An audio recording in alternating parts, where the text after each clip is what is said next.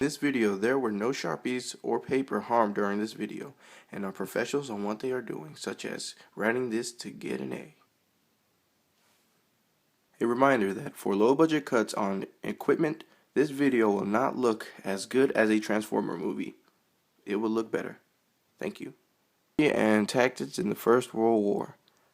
First off is the Schleifen's Plan, Plan 17, patrols and raids, attacks and offenses, infantry tactics, peaceful penetration, creeping barrage, machine gun pillboxes, light flares, chlorine gas, tank attacking, and many more. I'm sorry to not name the whole list because there's not enough space on the paper. In 1904, France and Britain signed the Entente Cordiale, the friendly understanding to ally with Germany to perceive great threat of Germany. Negotiations also began to add Russia to this alliance. As a result of these moves, the German military began to fear the possibility of a combined attack from France, Britain, and Russia.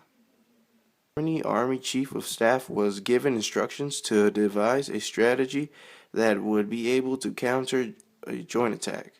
In December 1903, he began circulating what later became known as the Schlieffen Plan. Schlieffen argued that if war took place, it was vital that France was speedily defeated.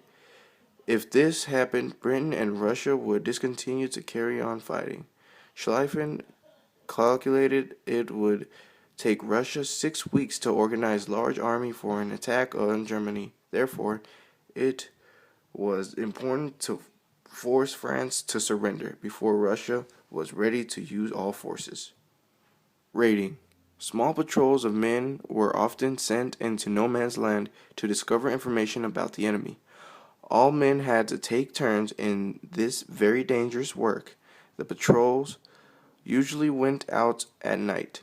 They would cautiously inch their way forward on their stomachs and try to get within earshot of the enemy's trenches.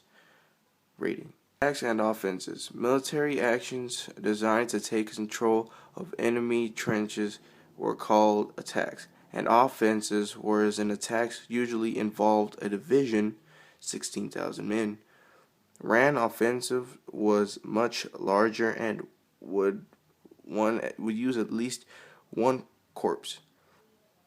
The main objective of an attack was the break of the enemy line, but an offensive was an attempt to build away positions that were taken during the operation.